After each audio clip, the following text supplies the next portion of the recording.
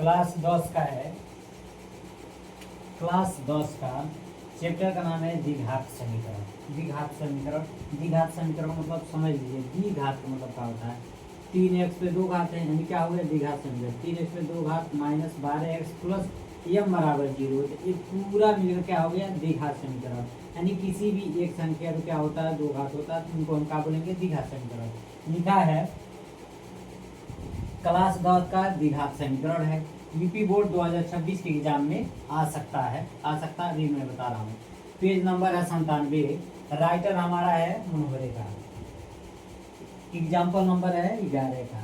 ए लिखा है यदि समीकरण 3x पे 2 घात माइनस 12x प्लस m बराबर 0 के मूल बराबर हैं। मूल का मतलब क्या हो गया, चूंकि मूल बराबर होता है, फार्मूला हमारा होता है बी स्क्वायर माइनस 4ac बराबर 0। ये सूत्र हमारा यहाँ पे लगेगा, चूंकि बी स्क्वायर माइनस 4ac बराबर 0 का लगेगा। यहाँ पे क्या दिया हुआ है, तो m का मान होगा, m का मान होगा। पूछा है वो विकल्पी है, इसमें 4 विकल्प दिए हुए हैं। पहला है 4, दूसरा है 7, तीसरा है 9, चौथा है 12। ध्यान देंगे ये सवाल कब कब पूछा है, मोस्ट इम्पॉर्टेंट क्वेश्चन है। 2 ही नंबर में आता है, 2 नंबर में, लेकिन मोस्ट इम्पॉर्टेंट क्वेश्चन है। उत्तर प्रदेश 2012 सिटी में पूछा है, 2017 DA यानी उत्तर प्रदेश में ही पूछा है, उत्तर प्रदेश 2023 DX में पूछा है, उत्तर प्रदेश 2024 ESB में पूछा है। ये सवाल 2 ही नंबर में आता है, लेकिन मोस्ट इम्पॉर्टेंट क्वेश्चन है। Most important question, most important question है। क्वेश्चन बहुत ही शानदार क्वेश्चन है, क्योंकि एक बार नहीं कम से कम 5 बार पूछ चुका है। 2026 के एग्जाम में, आने वाले एग्जाम में पूछ सकता है। ध्यान देंगे, लिखेंगे हम जो हमारे समीकरण दिया हुआ द्विघात समीकरण हल करेंगे, जो हमारा आंसर आएगा इसमें से देखेंगे कौन सा विकल्प सही है, वही विकल्प सही हो जाता है। लिखेंगे हल या साल, लिखेंगे हल। हल क्या है, दिया हुआ है, लिखेंगे दिया है, दिया है समीकरण या द्विघात समीकरण, हमारा समीकरण दिया हुआ है। अब ध्यान देंगे, यहाँ पे बराबर का चिन्ह हम दे देते हैं। क्या लिखा है, 3x पे 2 घात माइनस 12x प्लस m बराबर 0। अब ध्यान देंगे 3x पे 2 घात माइनस 12x प्लस m बराबर 0, यानी ये ध्यान देंगे जैसे 3x है, यानी समझ लीजिए x का मान दिया हुआ है।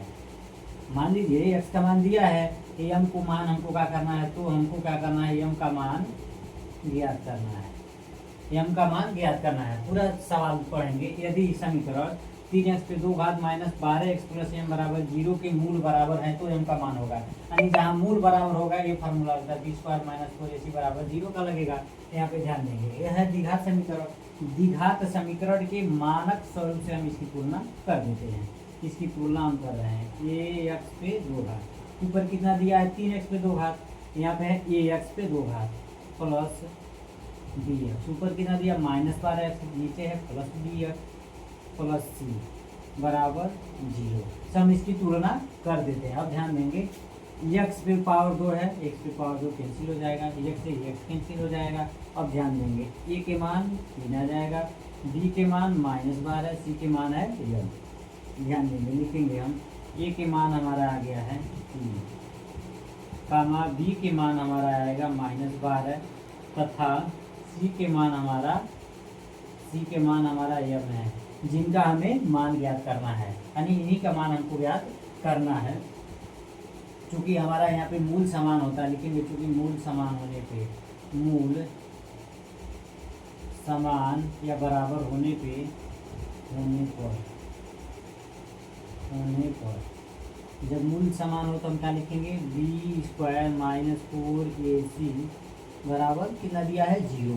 बी के मान कितना है 12, माइनस 12 का होल स्क्वायर यानी 2 घात हो जाएगा, क्योंकि बी पे पावर कितना दिया है 2 घात माइनस 4। ए के मान हमारा कितना दिया है 3, लिख देंगे।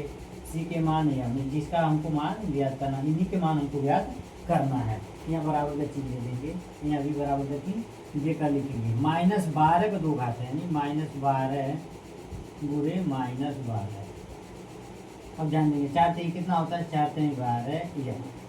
4 3 12 क्या होता है, यहाँ पे 0 हम लगा देंगे क्योंकि फार्मूला क्या है, बी स्क्वायर माइनस 4ac बराबर 0।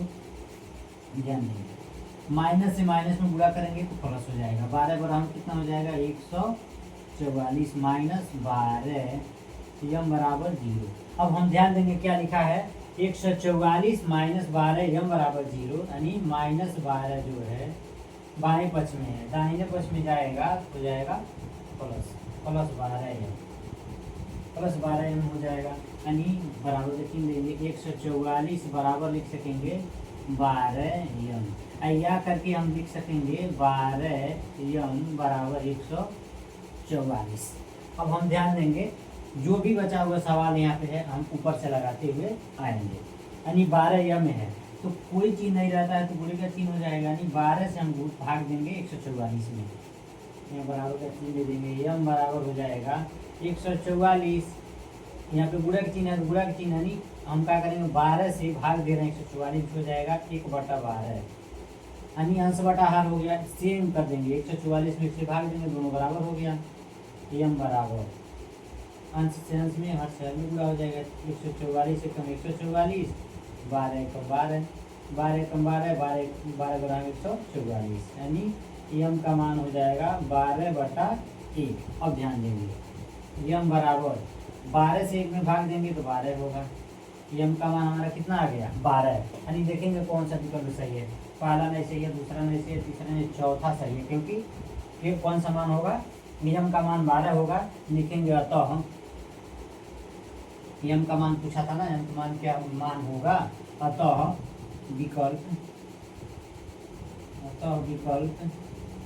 डी 12 सही है। यम का मान 12 होगा लेकिन हमारा यहाँ देख क्या देंगे, अतः विकल्प डी 12 सही है, यही हमारा आंसर होता है।